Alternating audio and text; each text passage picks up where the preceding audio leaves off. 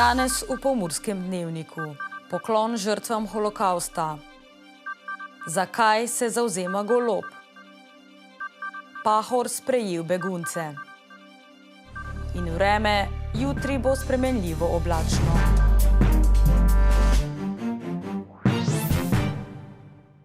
Spoštovane gledalke, cenjeni gledalci, lepo pozdravljeni.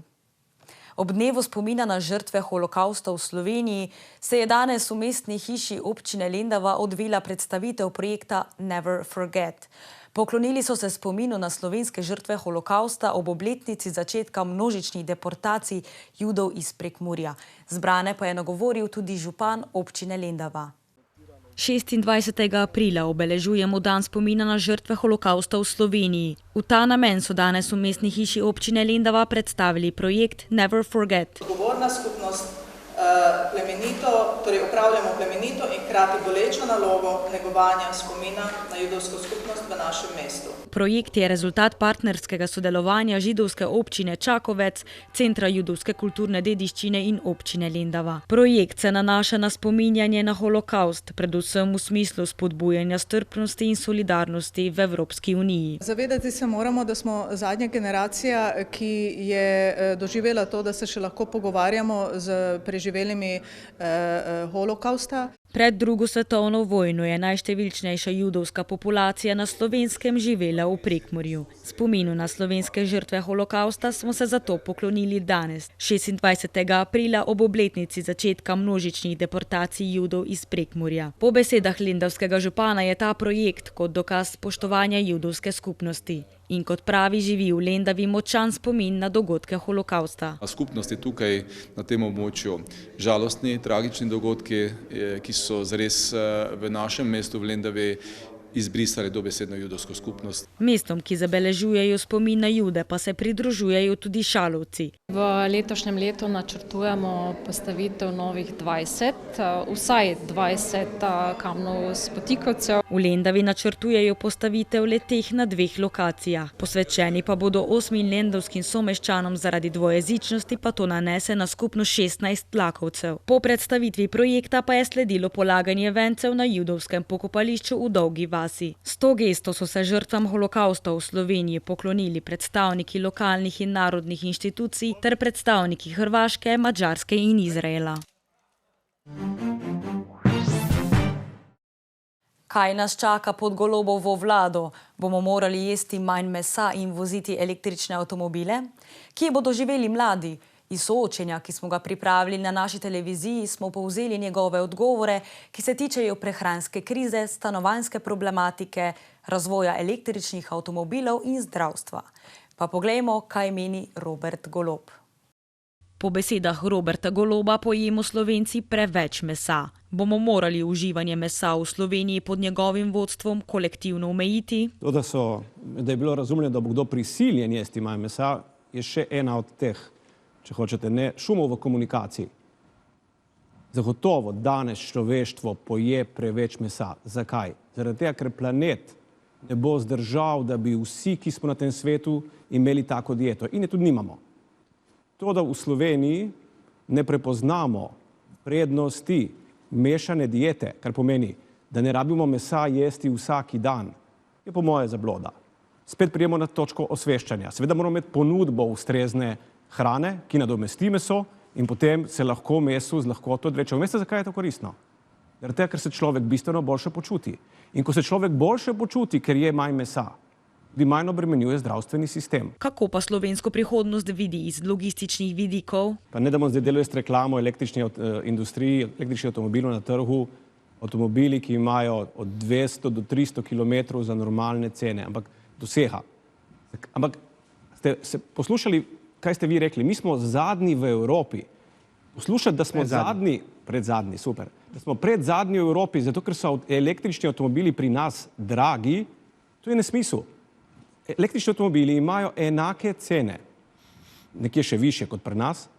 Mi nismo najslabši v Evropi po kupni moči, pa smo pri električnih avtomobilih najslabši zaradi nepoznavanja, osveščanja ljudi. Slovenci, kot pravi, se bojimo cen električnih avtomobilov in pa tega, da bi se zaradi polnjenja elektrike na poti morali večkrat ustavljati. Danes je na trgu različnih proizvajalcev, po normalnih cenah, dovolj električnih avtomobilov. Kaj pa lahko pričakujemo v zvezi s stanovanjsko problematiko mladih? Kot pravi, samo najemniška stanovanja niso dovolj. Sam bi dodal še možnost odkupa. Zato, če mislimo resno stanovanje za mlade, potem moramo začeti namensko graditi stanovanje za njih in ne čakati na trg. Cene stanovanj so previsoke in zaveda se, da se nekdo, ki si svojo kariero šele gradi, na tak način ne more osamosvojiti. Zato meni, da je ključnega pomena pomoč države. Hkrati pa moramo tem mladim omogočiti naslednje. Poglejte, popolnoma realno je, da samo najemno stanovanje ne bo dovolj. Mladi si seveda želijo najeti stanovanje, dokler ne resno razmišljajo o družini. Ko si pa začnejo ustvarjati gnezdo, takrat pa hočejo biti, to je pač posebno slovenska, hočejo biti na svojem. In zato kombinacija 5-letne profitne najemnine v teh stanovanjih, ki pa ne bojo trajnostna in po sistemu skupnosti in grajena namensko, potem pa možnost odkupa po normalni, ne po tržni, po normalni regulirani ceni, s tem bomo zadržali. To je edini način, da možgane zadržimo v Sloveniji. Hkrati pa tudi davčna razbremenitev mladim, da bojo lažje zmogli to breme in da ne bodo 30 let odplačevali ta kredit. Kako pa se bo razvijalo slovensko zdravstvo? Bomo ukrepili javno zdravstvo ali posegli po privatizaciji? Mislim, da je tle ključna dilema, ki jo imajo volivke in volivci. Ali bomo lahko na starost, ko najbolj potrebujemo, ko smo najbolj nebogleni, še vedno dostopali do javnega zdravstva. Javno zdravstvo in javna zdravstvena mreža je tista, ki jo moramo okrepiti, ker danes damo v resnici premalo vanjo in predvsem pa so z njo in storitvijo vsi nezadovoljni. Nezadovoljni so zdravniki, nezadovoljno je medicinsko osebje, negovalno osebje in pacienti. In veste, kdo je zadovoljen? Zadovoljni so dobavitelji, zadovoljne so zavarovalnice privatne, se nič ne bunijo. In zadovoljna je celo zdravstvena zavarovalnica državna Slovenija.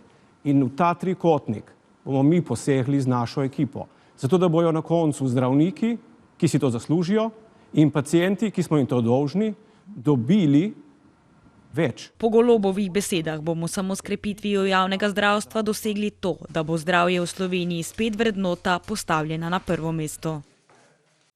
Predsednik Republike Slovenije Borut Pahor je v petek na posebni prireditvi v veliki dvorani predsedniške palače sprejel begunce iz Ukrajine, ki so zatočišče pred vojno našli v Sloveniji. Sprejeli smo vas odprtega in širokega srca, jim je dejal na slovesnosti, hkrati pa jim je ponudil podporo.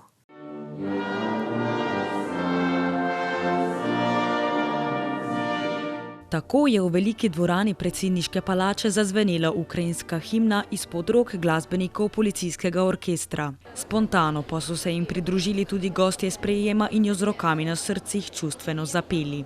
Ukrajinski himni je sledila še slovenska, nato pa je zbrane nagovoril Mihajlo Brodovič, ukrajinski veleposlanik v Sloveniji. Sloveniji in vsem ljudem v Sloveniji se je zahvalil za neizmerno gostoljubnost, za tople in prijateljske odnose, ki jih Slovenija goji z Ukrajino. Dejal je, da Slovenija ni majhna država in da ima veliko srce. Я вам хочу сказати, я не втомлююся повторювати, що те, що відбувається в Україні, це є злочин проти людяності, це є військовий злочин, це є злочин проти українського народу, це є злочин проти європейських цінностей. Zbrane je zatem nagovoril še Borut Pahor. Veleposlanika Brodoviča je prosil naj predsedniku in prijatelju Zelenskemu prenese izraze občudovanja za njegov upor in pogum ukrajinske države in ljudi s prisrčnimi željami za skorajšnji mir in obnovo te čudovite države. Z najbolj prisrčnimi željami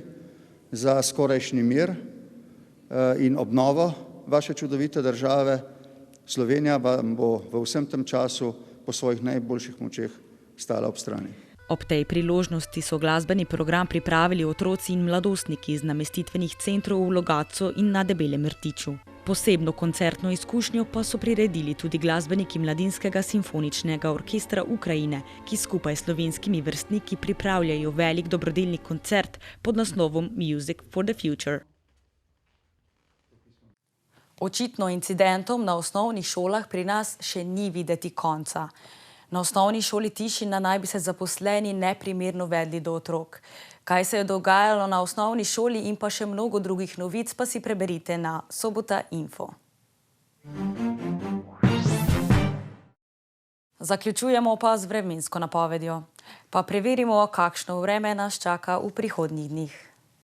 Danes smo imeli pretežno oblačen dan s temperaturami okrog 15 stopinj Celzija. Opoldne smo v Krajinskem parku Goričko namerili 12 stopinj, prav tako tudi v Murski Soboti, v Lendavi 14, v Radencih pa 12 stopinj Celzija. Jutri bo dopoldne sončno, sredi dneva in popoldne pa delno jasno spremenljivo oblačnostjo. V notranjosti Slovenije bo nastalo nekaj ploh, lahko tudi kakšna nevihta. Najnižje jutranje temperature bodo v severovzhodni Sloveniji, v Murski Soboti in Mariboru med 7 in 8, dnevne pa od 16 do 17 stopinj Celzija. V četrtek in petek bo pretežno jasno. Čez dan bo v notranjosti nastalo nekaj plitke kopaste oblačnosti. Ponekod bo pihal veter severnih smeri, na Primorskem šibka burja. Temperature v naših krajih se bodo zjutraj gibale od 4 do 6, čez dan pa od 19 do 20 stopinj Celzija. To smo vam pripravili v današnjem Pomurskem dnevniku. Več informacij pa najdete na naši spletni strani www.tvidea.si. Ostanite v naši družbi še naprej in nasvidenje do jutri.